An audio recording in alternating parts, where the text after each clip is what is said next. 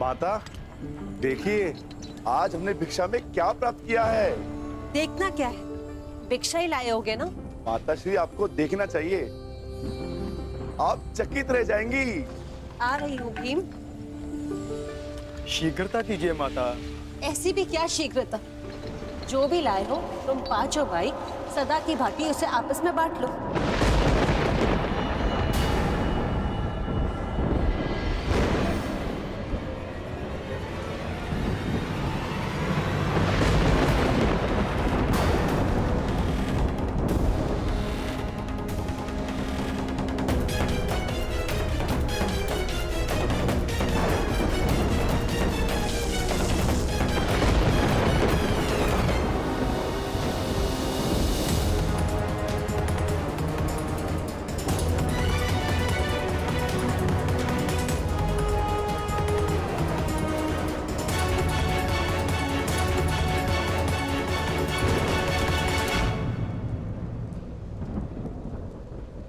आपने क्या अनर्थ कर दिया माताश्री। पुत्र, मैंने जो कहा भूलवश कहा।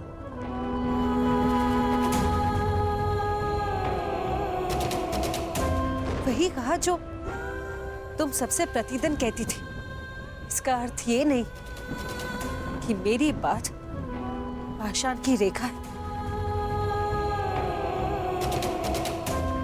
मैंने जो कहा उस बात का विस्मरण कर लो।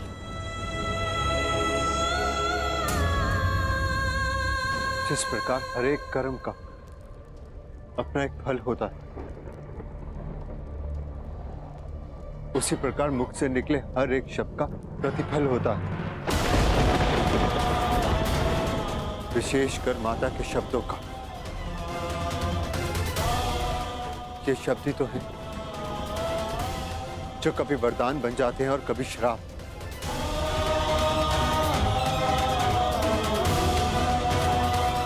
माता का वाग्दान माता की आज्ञा है, जो ना तो कभी भुलाया जा सकता है और ना लौटाया जा सकता है।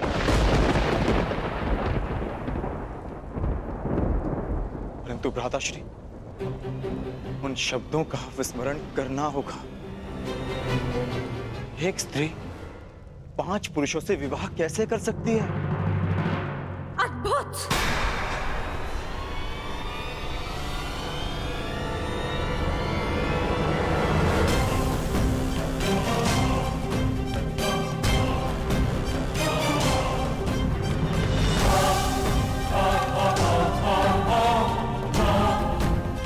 मुझे लगा था कि ये 5 वीर माता के वचनों को उपहास समझकर टाल देंगे, परंतु उस बात पर हंसना तो दूर, एक मुस्कान तक नहीं है किसी के मुख पर।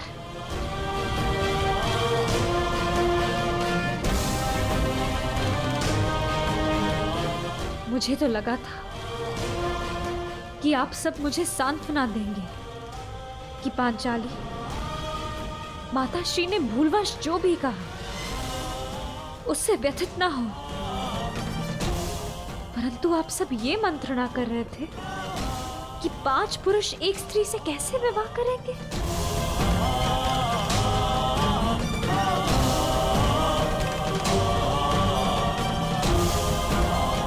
जिस स्त्री की लाज, उसका जीवन इन शब्दों ने दांव पर लगा दिया, उसकी तनिक भी चिंता नहीं किसी को। स्त्री को भिक्षा की रोटी समझ लिया आप सबने।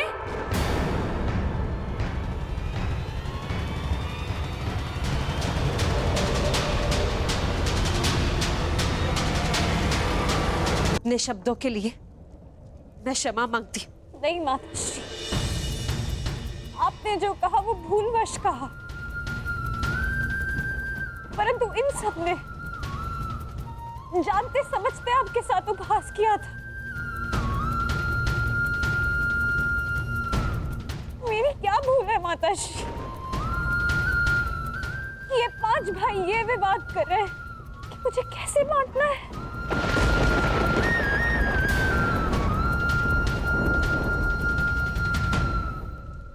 आपने मुझे स्वयंवर में वरा है आर्य अर्जुन।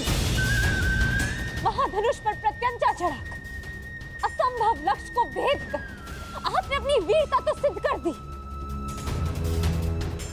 परंतु अपना उत्तरदायित्व नहीं समझा।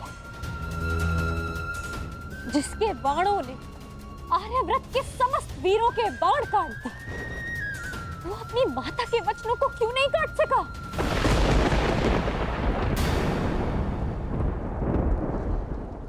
धर्मराज समझे जाने वाले प्रथम पांडवश्री माता के वचन झूठे सिद्ध हुए। इस अधर्म की व्याख्या आप कर बैठे, परंतु एक स्त्री के मान की रक्षा का धर्म वो नहीं सूझा आपको।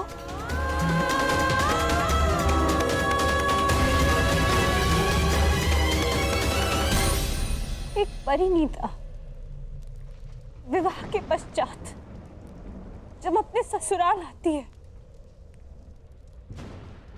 तो उसकी केवल एक ही इच्छा होती है कि उसका नया परिवार उसके घर में उसका स्वागत करे।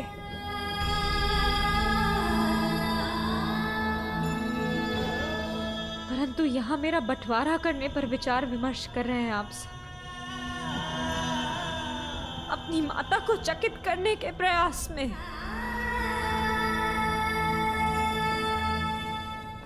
आप सबने मेरा उपहास बना दिया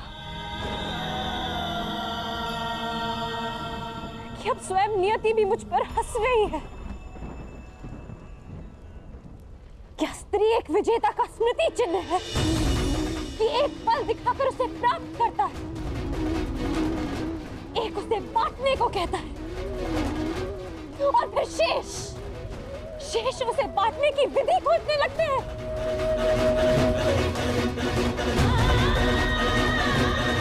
महाबलशाली वृकोदर भीम, जिसने एक विशाल वृक्ष उठाकर मेरी रक्षा की चुनौती ली थी, पवन वेग से युद्ध किया, क्या वो उस पांचाली को उसका मान बनाए रखने का आश्वासन नहीं देगा जो पांचाली नियति की आंधियों में उड़ी जा रही है? क्या यही इस पांचाली का प्रारब्ध है आर्या?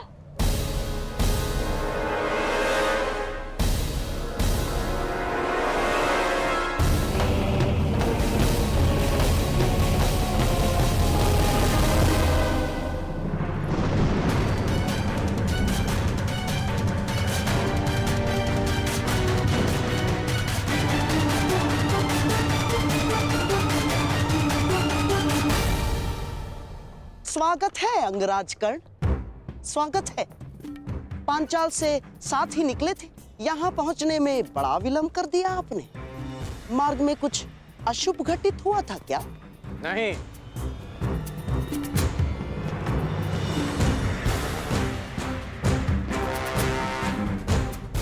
परंतु आपके इस भांति मार्ग में आने का अर्थ है कि यहाँ अवश्य कुछ अशुभ घटित होने वाला है। तुम्हारी विलक्षण बुद्धि को देखकर कभी कभी मुझे आश्चर्य होता है कि क्या तुम सचमुच सूत पुत्र ही हो? और एक बात, क्या द्रौपदी का वरण करने वाला वो युवक सचमुच ब्राह्मण पुत्र था अंगराज? है? और प्रश्न तो ये भी उठता है कि अर्जुन जैसे महाधनुर्धर का सामना करने में सक्षम कर्ण ने उस ब्राह्मण से युद्ध क्यों नहीं किया? अर्थात परशुराम शिष्य को पराजय का भय हो ही नहीं सकता। तो उस युद्ध से पीछे हटने का कारण क्या था अंगराज कर्ण? क्योंकि एक सच्चा योद्धा युद्ध नीति का पालन करता है,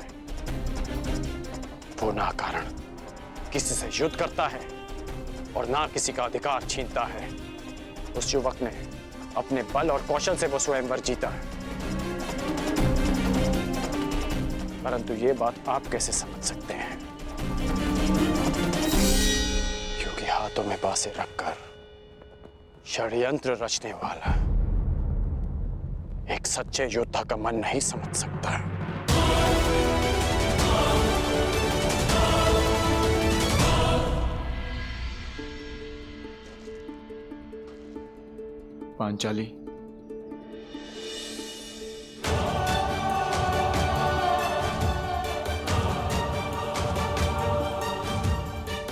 मुझे क्षमा कर दो पांचाली। किसी का मंतव्य तुम्हें ठेस पहुंचाना नहीं था।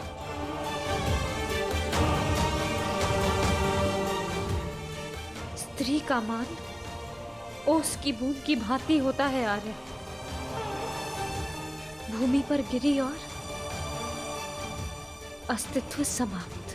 तुम्हारे अस्तित्व की रक्षा होगी पांचाली। हाँ देवी अग्निसेन, ये सत्य है कि माता के वचन झूठे नहीं हो सकते, परंतु ये भी सत्य है कि नियति को तुम्हारा उपहास नहीं करने दिया जाएगा। इसलिए दोनों ही नातों में संतुलन बनाए रखने के लिए हम सब ने एक निर्णय लिया। तुम्हारा विवाह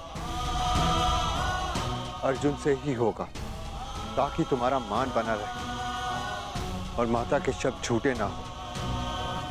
इसलिए शेष 4 भाई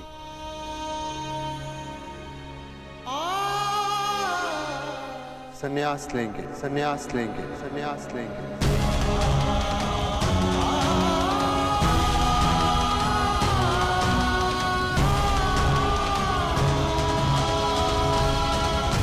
संन्यास लेंगे, संन्यास लेंगे, संन्यास लेंगे।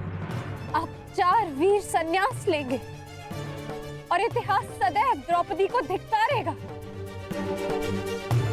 कि पांचाली ने गृह प्रवेश करते ही 5 भाइयों को बांट दी। मुझे समझ नहीं आता कि आप लोग कोई सीधा सा हल क्यों नहीं ढूंढ लेते। माता ने जो कुछ भी भूलवश कहा, उसे भूल क्यों नहीं जाते आप लोग? ये संभव नहीं है देवी। माता के शब्दों को काट पाना हमारे वश में नहीं। माता के निवेदन पर भी यह संभव नहीं। माता के शब्दों का स्पष्ट अर्थ था कि हम 5 भाई तुमसे विवाह करें। बस!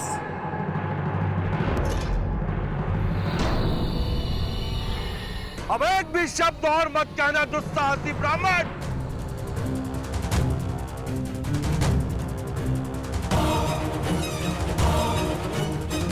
पांचाल नरेश द्रुपद की पुत्री का इतना बड़ा अपमान करने का दुस्साहस कैसे किया तुम सबने?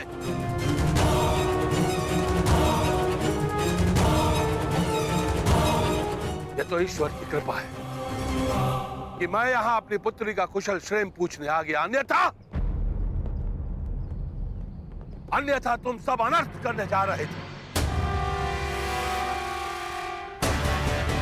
पुत्री, तुम इसी क्षण पांचाल की ओर प्रस्थान कर रही हो और मैं युद्ध में इन सब का वध करूंगा।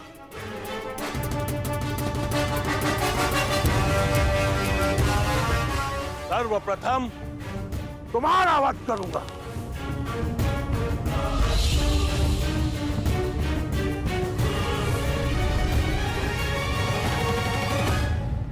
ठहरिए पांचाल नरेश।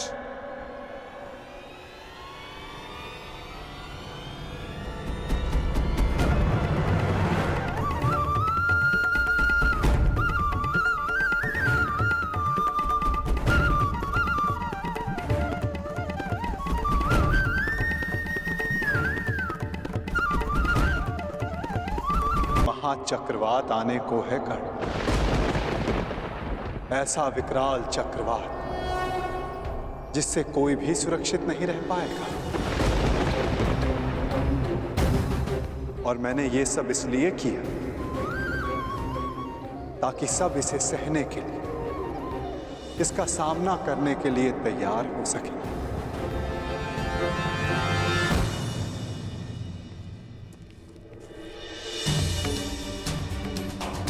माताश्री, अब हमारे पीछे कोई नहीं। परंतु हमें शीघ्र ही जाना होगा ना। माता प्रतीक्षा कर रही होंगी। हमारे विलंब से चिंतित हो जाती हैं वो।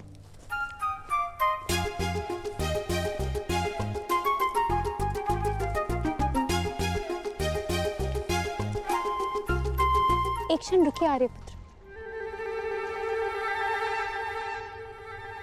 सूर्यास्त हो चला है। आप तीनों ब्राह्मण संध्या बंधन नहीं करेंगे?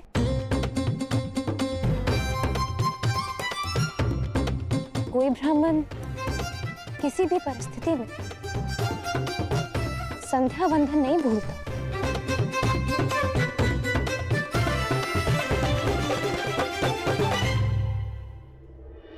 अपना परिचय दीजिए आर्यपुत्र। आपका गोत्र, आपका पंथ, आपका नाम क्या है? आपकी पत्नी जानना चाहती है धनुर्धारी।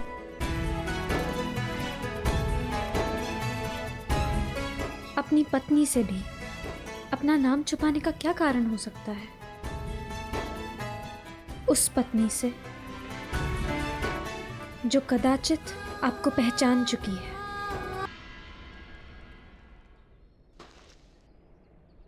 विवेक और धैर्य से काम लीजिए पांचाल नरेश। जिसकी पुत्री का मान और सम्मान दांव पर लगा हो, वो पिता धैर्य और विवेक से कैसे काम ले सकता है वसुदेव? आज आप बीच में नहीं आएंगे वसुदेव। आज पांचाल नरेश द्रुपद पर एक नहीं अपितु 5 ब्रह्म हत्याओं का पाप लगना निश्चित है।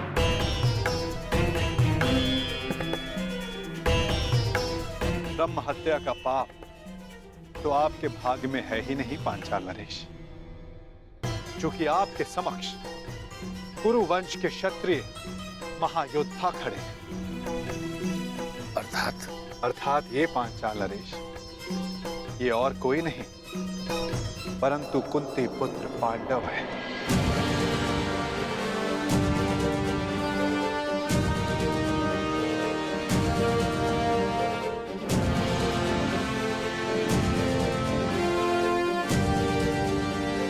जो सबसे आगे खड़े वो धर्मराज युधिष्ठिर है,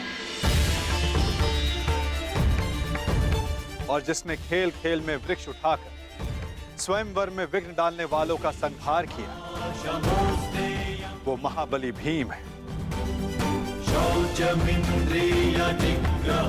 और उनके 2 सहायक नकुल और सहदेव।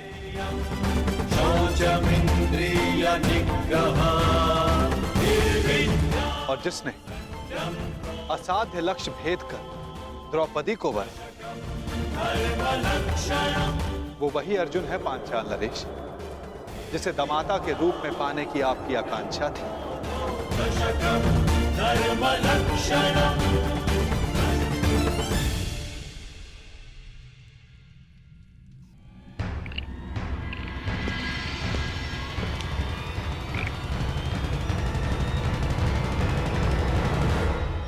पधारिए अंगराज कर्ण।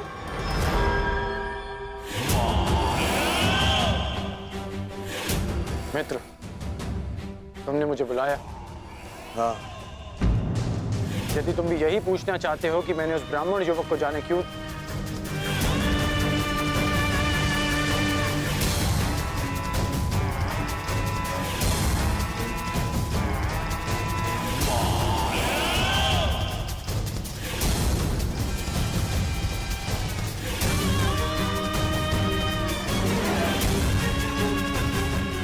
उस ब्राह्मण को छोड़ो मित्र, छोड़ो उस ब्राह्मण को। ऐसा शुभ होने वाला है कि पांचाली स्वयंवर की त्रासदी भूल ही गया हूं मैं आज बहुत प्रसन्न हूं मित्र।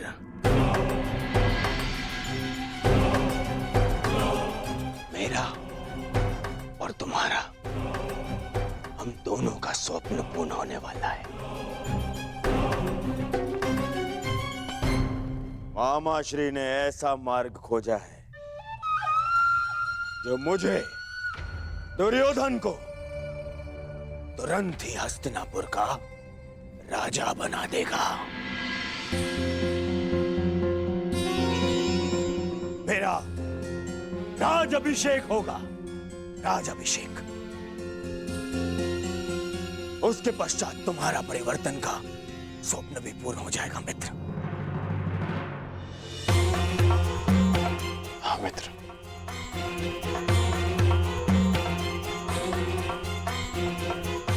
परंतु मैं तुम्हें कुछ बताना चाहता हूं कि मेरे होने वाले सम्राट, अपनी प्रसन्नता अपने मित्र के साथ बाद में बांटना है। पहले अपने पिताश्री से तो मिलकर आओ, वो तुम्हारी कब से प्रतीक्षा कर रहे हैं। मित्र, मैं अभी आता हूं।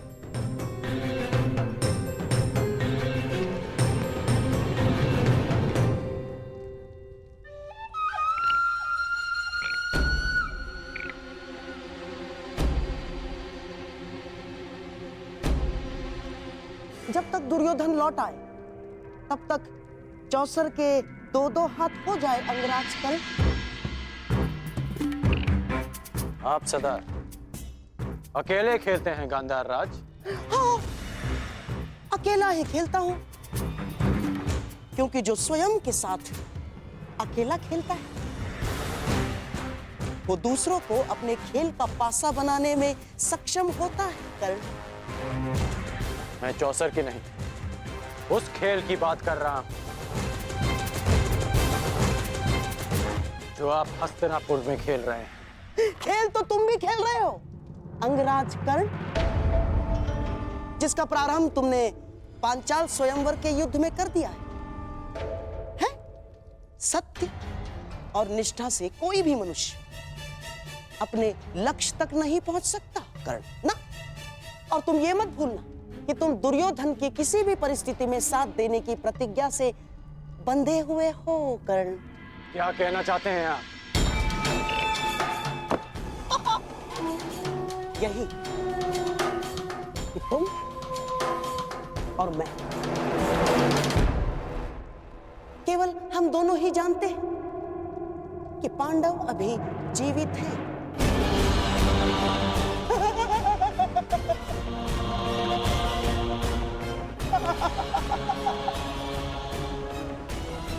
और यदि दुर्योधन को सम्राट बनते देखना चाहते तो ये सब किसी को ज्ञात नहीं होना चाहिए ना।